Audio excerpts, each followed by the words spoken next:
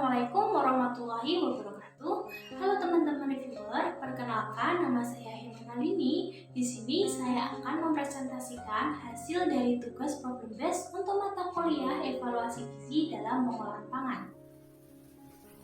Topik yang saya pilih pada kesempatan kali ini adalah karbohidrat dengan jurnal yang berjudul Effect of Roasted Pea Flour or Starch at Encapsulated Pea Starch Incorporation on the In Vitro Starch Digestibility of Pea Breads. Jadi di sini kita akan mengetahui apa sih efek tepung atau pati kacang panggang dan penggabungan pati kacang polong enkapsulasi terhadap pencernaan pati in vitro roti kacang. Nah, pada presentasi kali ini kita akan membahas 4 topik nih. Yang pertama ada introduction, yang kedua materials and method, yang ketiga result and discussion, dan yang keempat adalah conclusion. Memasuki topik yang pertama adalah introduction. Nah, teman-teman kenalkan ya yang namanya roti. Roti ini biasa dijadikan sebagai makanan pokok karena mengandung karbohidrat. Biasanya roti ini dibuat dari gandum. Cara membuatnya pun untuk resep dasarnya juga mudah, hanya menggunakan tepung terigu atau gandum, gula, ragi, dan air. Tepung terigu ini sangat rendah akan serat dan pati resisten atau RS, sehingga merupakan makanan dengan indeks glikemik tinggi yaitu lebih dari 70. Kacang-kacangan merupakan makanan dengan indeks glikemik atau GI rendah dan memungkinkan peningkatan respon insulin karena penurunan fluktuasi glukosa darah sesuai dengan pelepasan glukosa yang lebih lambat, sehingga membantu dalam pencegahan obesitas dan kolesterol, darah tinggi, serta diabetes. Penggantian tepung terigu sepenuhnya dengan tepung kacang kuning, Rhizum sativum, untuk pembuatan roti akan sangat mendorong pemanfaatan kacang polong dan juga menghasilkan alternatif yang sehat dan bebas gluten yang banyak diminati oleh pasien penyakit celiak, alergi gandum, dan sensitivitas gluten. Meskipun lambat dicerna dalam bentuk aslinya, hingga 94% pati kacang polong yang diisolasi masih dapat dicerna dengan cepat setelah dilakukan gelatinisasi. Nah, maka dari itu tantangannya adalah bagaimana sih kita mempertahankan atau meningkatkan jumlah pati yang dapat dicerna secara perlahan atau SDS dan pati resisten atau RS dalam produk jadi kacang polong setelah diproses. Pemanggangan adalah salah satu operasi teknologi yang paling penting dalam pengolahan biji-bijian seperti kacang-kacangan dengan memodifikasi dan secara signifikan mampu meningkatkan rasa, tekstur, dan penampilan dari produk. Microbeads kalsium alginat yang terperangkap pati menyediakan alat yang berguna untuk mengontrol pelepasan glukosa dari manik-manik atau beads. Jika pemanggangan dan enkapsulasi diterapkan secara sinergis pada tepung kacang atau pati, bahan makanan baru dengan rasa yang lebih baik dan peningkatan fraksi SDS dan RS dapat diharapkan, serta produk pati yang dimodifikasi secara fisik ini akan disukai oleh konsumen. Namun, masih minim informasi tentang kecernaan pati dari tepung atau pati kacang panggang, dan juga tidak ada informasi tentang memasukkan tepung atau pati panggang atau kacang polong yang sudah dienkapsulasi dalam makanan khususnya pada produk roti. Maka dari itu, pada jurnal ini bertujuan untuk meneliti dan mengembangkan bahan kacang polong baru dengan peningkatan kandungan SDS dan RS melalui pemanggangan dan enkapsulasi, dan kemudian menerapkan bahan-bahan baru yang dihasilkan untuk membuat roti kacang bebas gluten. Nah, memasuki topik yang kedua adalah materials and method. Yang pertama, materialsnya dulu nih. Apa sih bahan-bahan yang dibutuhkan dalam penelitian ini? Yang pertama, ada kacang polong yang digiling dengan cultivar agassiz. Yang kedua, pati kacang polong, baik itu MPS atau asli dan MPS atau yang sudah dimodifikasi. Yang ketiga adalah alginat. Yang keempat, santan kum. Yang kelima, ragi roti. Dan yang keenam adalah air. Nah, memasuki metode yang pertama adalah physical modification pada tepung atau pati kacang polong untuk meningkatkan fraksi SDS dan RS. Yang pertama adalah pemanggangan oven, di mana tepung kacang polong ini dipanggang pada suhu 160 derajat Celcius selama 30 menit. Hal ini bertujuan untuk memberikan aroma pemanggangan yang khas dan sifatnya seperti tidak ada rasa tepung, tidak gosong dengan percobaan pendahuluan. Yang kedua adalah pemanggangan menggunakan microwave. Caranya, tepung kacang atau pati sebanyak 90 gram disebarkan pada cawan Petri dan dipanggang selama 2 menit. Setelah 2 menit dilakukan pendinginan hingga suhu itu menurun kurang dari 50 derajat Celcius. Tepung ini dicampur hingga homogen dan dipanggang lagi selama 2 menit. Hal ini diulang hingga 3 menit siklus sehingga total pemanggangan adalah 6 menit. Pengulangan ini dilakukan untuk menghindari pembakaran atau gosong. Parameter untuk menghasilkan tingkat pemanggangan yang sama dengan pemanggangan oven dan ditentukan dengan perubahan warna pada sampel. Kemudian ada enkapsulasi alginat. Bahan utama pada tahap ini adalah bahan inti pati kacang polong untuk dienkapsulasi, yaitu ada kacang polong mentah, kacang polong rebus, dan kacang polong panggang. Untuk pati kacang polong rebus ini digunakan dengan memanaskan 10% dispersi tepung kacang polong mentah pada suhu 100 derajat Celcius selama 20 menit pada hot plate dengan pengadukan konstan, diikuti pengeringan secara freeze drying pada suhu sekitar 40 derajat Celcius dan penggilingan secara manual agar dapat disaring dengan saringan 250 mikrometer. Mikrobits yang terperangkap disiapkan dengan sedikit modifikasi di mana suspensi natrium alginat, pati kacang, dan air dibuat dengan perbandingan 1:9:90.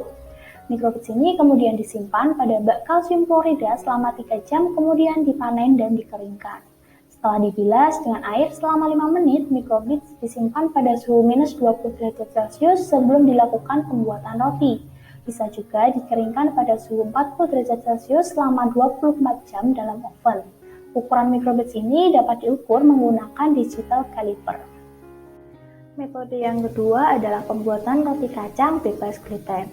Bahan-bahan yang disiapkan adalah tepung atau pati, garam, gula, susu bubuk, santan kum, ragi, canola air, cuka, ekstrak vanila, dan air. Bahan-bahan kering dikocok selama 5 menit. Kemudian untuk ragi dan air dikocok terpisah, kemudian ditambahkan pada adonan bahan kering dan diaduk selama 1 menit. Lalu bahan basah yang tersisa juga ditambahkan dan dicampur. Adonan yang sudah jadi ditimbang 280 gram ke dalam loyang yang diolesi mentega dan di oven pada suhu 163 derajat Celcius selama 35 menit. Lalu di oven dan setelah di oven didinginkan selama 2 jam pada suhu kamar, kemudian dikemas pada kantong polietilen yang tertutup untuk mencegah terjadinya dehidrasi. Proses pembuatan roti ini untuk meningkatkan SDS dan RS dengan mengganti tepung kacang polong asli dengan tepung kacang panggang atau memasukkan mikrobits dari tepung kacang polong yang sudah dienkapsulasi alginat. Roti yang dibuat pada pembuatan roti ini ada 7 jenis roti yang menggunakan tepung kacang polong agasis dan NPS. Roti dari 100% tepung kacang agasis, baik asli dan panggang. Yang kedua, roti dari 50% tepung kacang agasis dan 50% NPS, asli dan panggang. Kemudian ada roti dari tepung agasis dan NPS panggang yang dienkapsulasi dengan rasio yang berbeda-beda. Kemudian 4 roti yang lain juga disiapkan dengan NPS untuk membandingkan efek dari tepung kacang polong yang berbeda pada karakteristik roti dan kecernaan pati in vitro. Metode yang ketiga adalah analisis kimia.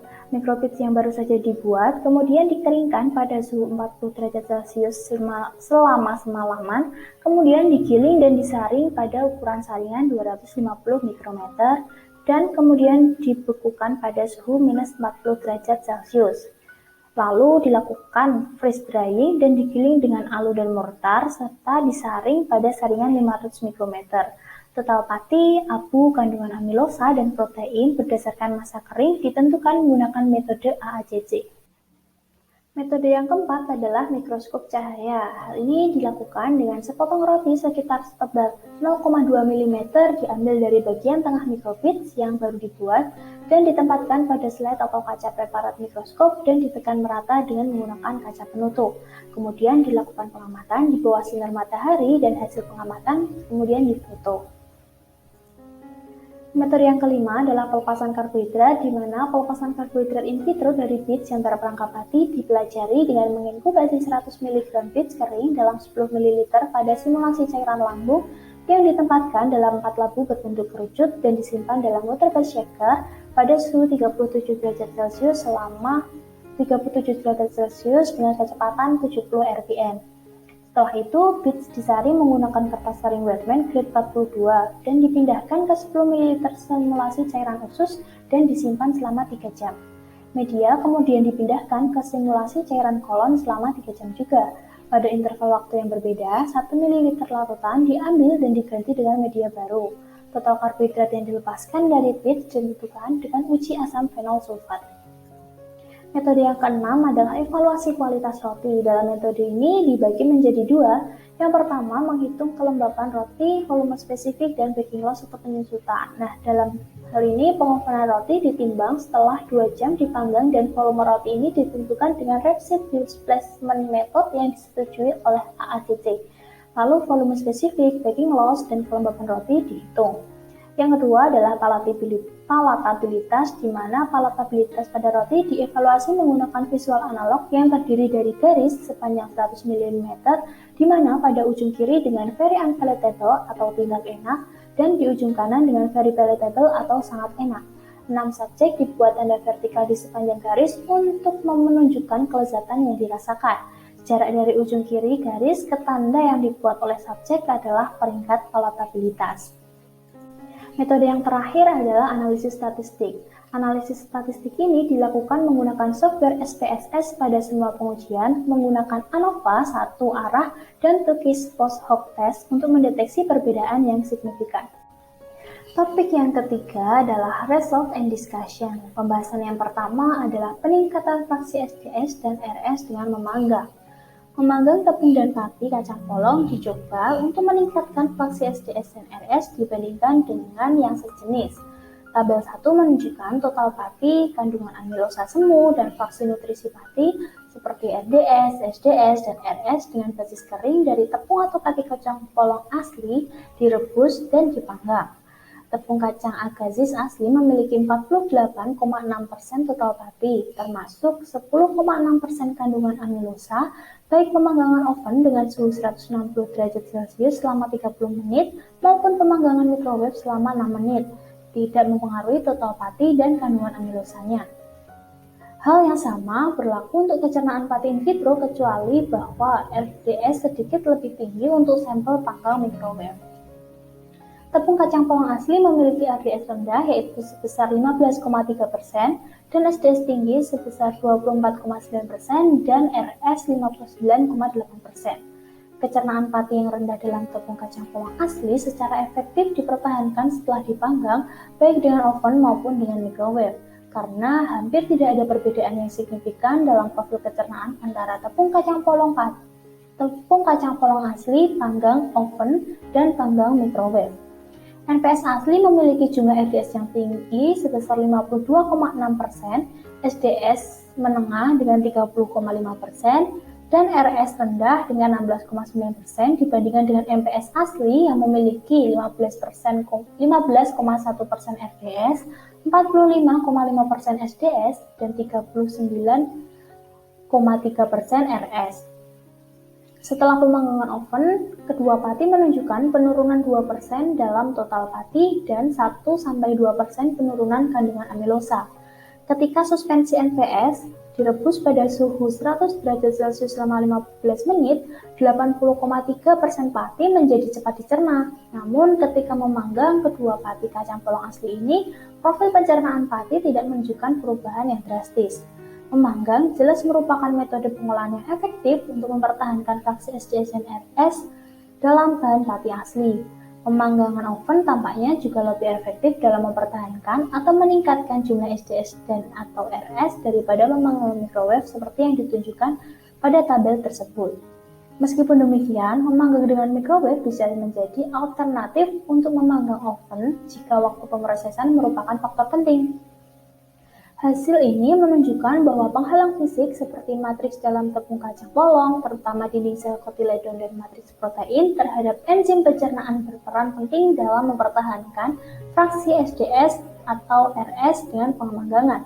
Berdasarkan hasil ini, enkapsulasi alginat dari pati kacang polong, baik asli, direbus, ataupun dipanggang, diadopsi untuk menciptakan penghalang fisik terhadap enzim pencernaan pati, dan manik-manik mikro atau microbits yang dihasilkan digunakan dalam pembuatan roti kacang untuk lebih meningkatkan kandungan SDS dan RS dalam roti kacang bebas gluten.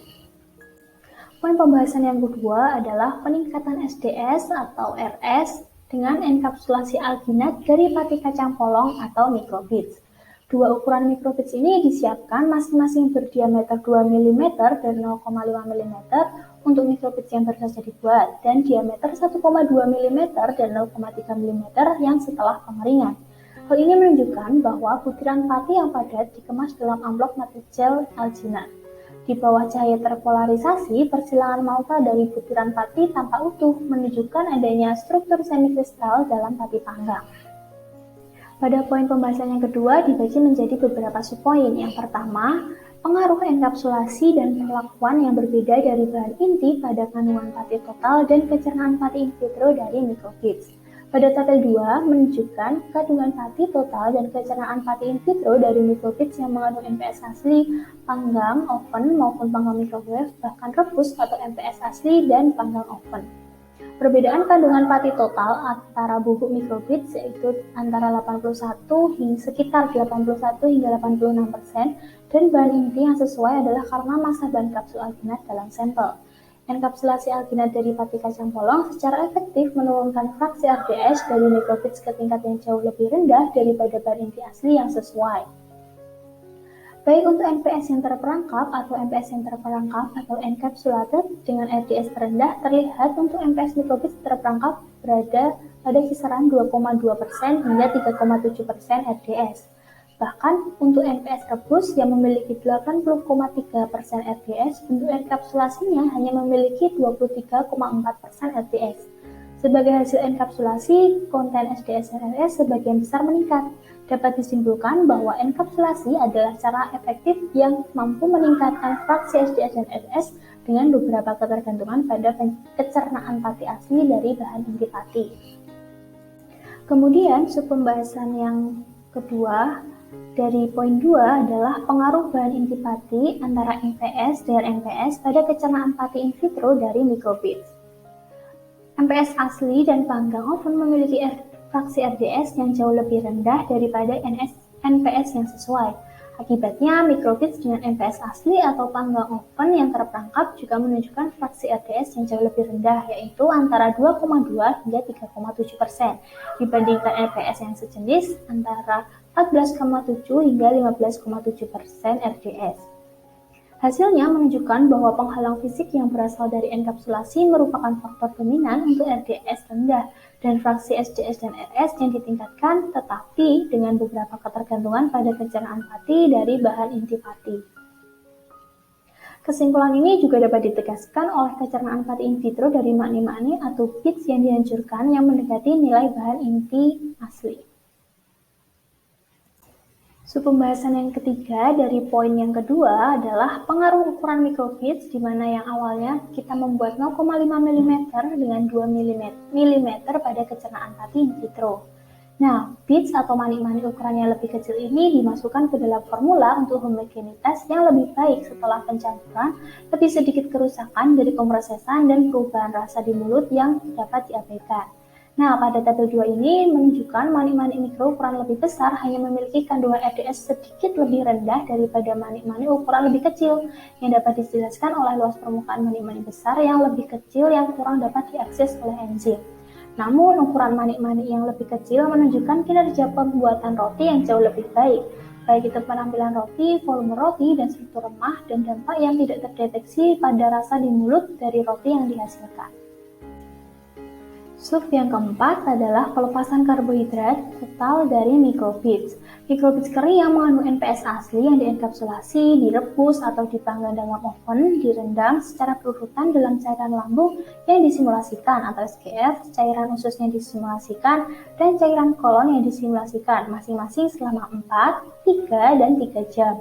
Dan mereka pelepasan karbohidrat total adalah diukur dan ditunjukkan pada gambar nomor 2 yang berada di sebelah kanan. Pelepasan karbohidrat total kurang dari 25% untuk semua sampel menunjukkan bahwa enkapsulasi secara efektif memperlambat pelepasan karbohidrat. Hasil ini mendukung kecernaan pati in vitro dan lebih lanjut menegaskan bahwa penghalang fisik merupakan faktor dominan yang mengontrol kecernaan pati dari pati yang terperangkap. Poin pembahasan yang ketiga adalah tentang pembuatan roti. Nah, di sini ada subpoin di mana yang pertama adalah performa pembuatan roti dan kualitas roti. Performa pemanggangan yang memuaskan, tampilan roti, volume roti, tekstur remah, dan palatabilitas atau kelezatan diperoleh dari bahan kacang polong. Roti kacang polong lembab dan sedikit lembek. Roti kacang polong memiliki sifat yang lembab dan sedikit lembek saat segar, tetapi kemudian menjadi tepung setelah disimpan selama 1 hari pada suhu kemar karena cepat diretrogradasi. Namun, setelah pemanggangan, tidak ada perbedaan yang dapat dideteksi dalam taste, flavor, and mouthfeel dibandingkan dengan roti gandum kontrol. Secara khusus, roti yang terbuat dari 100% tepung kacang polong panggang memiliki kualitas yang dapat diterima dengan aroma yang enak yang berasal dari memanggang, menghasilkan roti dengan warna yang lebih terang, bentuk roti yang lebih baik, dan volume roti yang sebanding, serta struktur remah yang lebih seragam dibandingkan dengan tepung kacang 100%. Ketika 50% NPS sangrai secara bertahap digantikan oleh NPS sangrai yang sudah dienkapsulasi pada tingkat 0, 12,5, 25, hingga 37,5%, tidak ada efek negatif yang diamati pada kemampuan pembuatan roti dan kualitas roti. Nah, kualitas roti tampak lebih baik setelah memasukkan manik-manik mikro atau microbits tanpa retakan pada kerak, permukaan kerak yang halus, rasa di mulut yang kenyal dan tidak berpasir, dan juga tanpa rasa pati mentah. Nah, lanjutan dari pembahasan yang sebelumnya, roti yang dibuat dari pati panggang yang dienkapsulasi memiliki kadar air yang relatif lebih tinggi, sejalan dengan itu baking loss-nya juga rendah. Urutan dari volume spesifik roti dari tinggi ke rendah adalah roti yang terbuat dari 100% tepung kacang polong asli, tepung kacang polong NPS, dan tepung kacang polong NPS asli, 100% tepung kacang polong panggang, dan selanjutnya. Nah, bentuk roti yang lebih baik terlihat untuk roti yang mengandung microbits. Palatabilitas terbaik juga diperoleh dari roti yang mengandung microbits, terutama roti dengan 37,5% microbits. Microbits ini memberikan lebih banyak kekenyalan pada remah, berbeda dengan rasa di mulut yang lembek dan lebih sedikit kenyal pada roti yang terbuat dari 100% tepung kacang polong asli. Secara umum, semua roti kacang dapat diterima dalam penampilan dan kelezatan roti sebanding dengan kontrol roti putih. Nah, pembahasan selanjutnya adalah tentang komposisi kimia. Roti kacang polong yang terbuat dari 100% tepung kacang polong asli atau panggang memiliki kandungan pati total terendah masing-masing 32,5% dan 30,1%. Namun, kandungan protein tertinggi masing-masing 19,4% dan 18%. Penggantian tepung 50% oleh NPS atau MPS mampu meningkatkan kandungan pati total menjadi sekitar 50%, yang mengencerkan kandungan protein menjadi 12%. Kandungan pati total menurun ketika pati diganti dengan mikrobit karena bahan kapsul alginat juga ada di dalam sampel roti. Perlu dicatat bahwa meskipun cangkangnya bahan mikrobit atau kalsium alginat ada di roti, kadar abu roti kacang yang sekitar 3,3 hingga 4,1% bahkan lebih rendah daripada roti yang terbuat dari 100% tepung kacang polong, yaitu sebesar 4,3%. Hasil ini dapat meredakan kekhawatiran dari konsumen mengenai penggunaan kalsium alginat dalam roti kacang polong. Kemudian adalah kecernaan pati in vitro dari roti kacang polong. Fraksi kecernaan pati in vitro roti kacang polong yang dibuat dari 100% tepung kacang polong asli atau sangrai atau panggang, roti kacang polong dari 50% tepung kacang polong asli dengan 50% NPS atau MPS asli atau sangrai, dan roti kacang polong yang dibuat dari tepung kacang polong asli, tepung kacang polong, dan mikrobit yang terperangkap pati, baik itu NPS atau MPS dengan berbagai rasio ada ditunjukkan dalam tabel 3. Roti kacang polong yang dibuat dari 100% tepung kacang polong asli memiliki kecernaan pati yang jauh lebih rendah daripada roti gandum kontrol yang dapat dikaitkan dengan kecernaan pati kacang polong yang rendah dan sejumlah besar bahan lainnya. Di antara roti kacang polong yang terbuat dari 100% tepung kacang polong asli atau sangrai atau yang mengandung 50% tepung kacang polong asli, baik NPS atau MPS, tidak banyak perbedaan yang signifikan. Terlihat pada fraksi nutrisi patinya, baik itu RDS, SDS, maupun RS-nya. Hasil ini tidak terduga dan menunjukkan bahwa meskipun pemanggangan tepung kacang polong asli secara efektif mampu mempertahankan fraksi SDS dan RS, porsi SDS dan RS tersebut tidak dapat mempertahankan kondisi pemanggangan yang parah, di mana Pada pemanggangan ini menggunakan suhu 163 derajat Celcius dan tingkat hidrasi yang tinggi dalam proses pembuatan roti. Penelitian lebih lanjut akan menerapkan tepung atau pati kacang panggang ke dalam proses pembuatan kue untuk menyelidiki apakah memanggang akan meningkatkan fraksi SDS atau RS dalam makanan dengan sistem air terbatas seperti kue. Kemudian lanjutannya, tepung kacang polong menerapkan hasilnya mikrobit sehingga pembuatan roti kacang polong sebagian besar meningkatkan SDS dan RS fraksi dalam roti kacang polong. Seperti yang ditunjukkan pada tabel 3, peningkatan jumlah manik-manik mikro dalam resep roti kacang dengan mengganti NPS panggang dengan NPS yang dienkapsulasi pada berbagai rasio menghasilkan penurunan linear pada berbagai level pada SDS dan peningkatan linear pada fraksi SDS dan RS, sedangkan kualitas makan roti kacang tidak terganggu menurut palatabilitas. Dibandingkan dengan roti tanpa mikrobit yang memasukkan 37,5% mikrobit NPS yang terperangkap atau encapsulated menurunkan konten RDS dari 83,5% menjadi 57,7%, sementara RS meningkat dari 8,1% menjadi 25%, dan SDS juga meningkat. Selain penghalang fisik yang disediakan oleh enkapsulasi alginat yang sebagian besar menurunkan kecernaan pati dan roti yang dihasilkan, bahan inti manik-manik mikro kembali ditemukan menjadi faktor dominan lain yang mampu mempengaruhi profil pencernaan pati in vitro dari roti yang diperoleh. NPS memiliki kecernaan pati yang jelas lebih rendah daripada NPS baik yang asli atau yang dipanggang dalam oven. Akibatnya, MPS yang dienkapsulasi, baik itu asli atau panggang atau sangrai, juga memiliki daya cerna pati yang jauh lebih rendah, di mana RDS ini berada kurang dari 3,7%. Tanpa enkapsulasi, roti yang dibuat dari tepung kacang polong dan MPS dengan perbandingan 50/50, baik itu asli atau panggang, menunjukkan sedikit perbedaan dalam kecernaan pati dibandingkan dengan NPS yang sejenis. Namun ketika mengganti NPS dengan MPS panggang untuk menyiapkan mikrobit dan menerapkannya dalam pembuatan roti pada tingkat 37,5%, RDS jauh lebih rendah dari roti yang dihasilkan.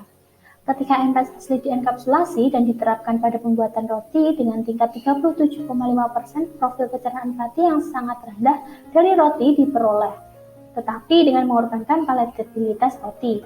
Meskipun demikian, dengan rentang SDS dan RS yang luas dalam roti kacang polong yang dikembangkan dalam penelitian ini, dimungkinkan untuk menyesuaikan jumlah RDS, SDS, dan RS yang bervariasi dengan mengubah rasio tepung kacang polong pati dan butiran mikro atau mikrobit, dan juga dengan bahan inti yang berbeda atau dengan perawatan yang berbeda sesuai dengan kebutuhan kalori untuk individu. Nah, akhirnya nih kita sampai di topik yang keempat adalah conclusion atau kesimpulan.